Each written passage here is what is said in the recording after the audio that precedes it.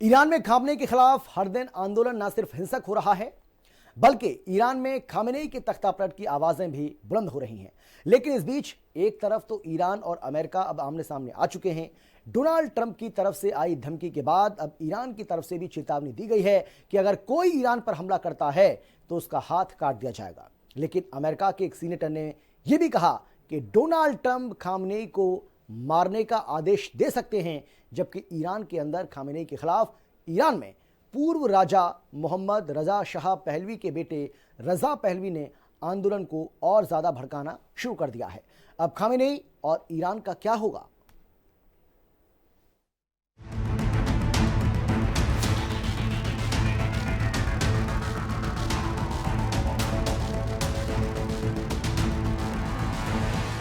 Iran में हिंसक हुआ आंदोलन, खामेनेई कौन सा कदम उठाएंगे? क्या ईरान के कई अधिकारी ईरान से भागने की तैयारी में हैं? क्या ट्रंप ईरान के सुप्रीम लीडर के खात्मे का प्लान कर चुके हैं? क्या ईरान और अमेरिका के बीच युद्ध छिड़ सकता है? डोनाल्ड ट्रंप की धमकी अब ईरान में युद्ध की पॉलिसी बदली। कहा तो ईरान में अली खामनेई का सिक्का चल रहा था। खामनेई की अगुवाई में जंग में ईरान ने इजराइल के हौसले पस्त कर दिए।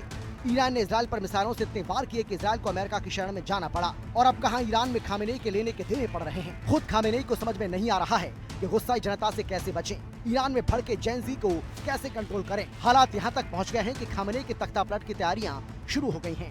ईरान में जनता का आंदोलन थमने का नाम नहीं ले रहा है। हर दिन ये और हिंसक रूप लेता दिखाई दे रहा है।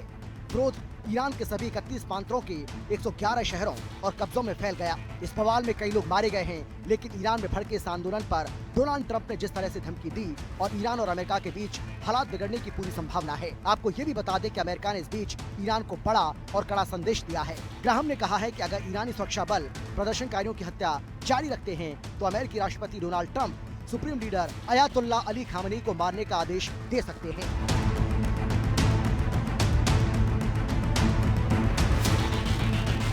राजधानी तेहरान में आग ही आग है। विद्रोहियों और सेना के बीच भिड़ंत हुई है। विद्रोहियों ने गली गली में आगजनी की।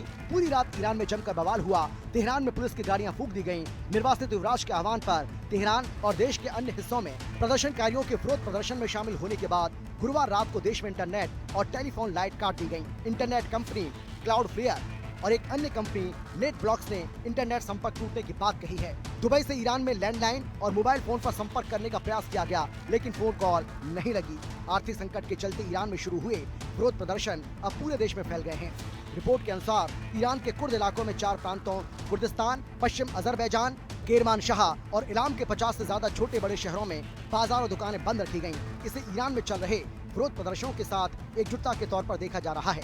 वहीं अमेरिका के विदेश मंत्रालय ने नागरिकों से ईरान की यात्रा से बचने की एडवाइजरी जारी की है। फिलहाल देश के कई हिस्सों में इंटरनेट या तो बाधित है या स्पीड धीमी करने की शिकायतें मिली। राजधानी तेहरान की सड़कों पर रात के अंधेरे में सरकार विरोधी प्रदर्शनकारियों की भारी भीड़ उमड़ी है।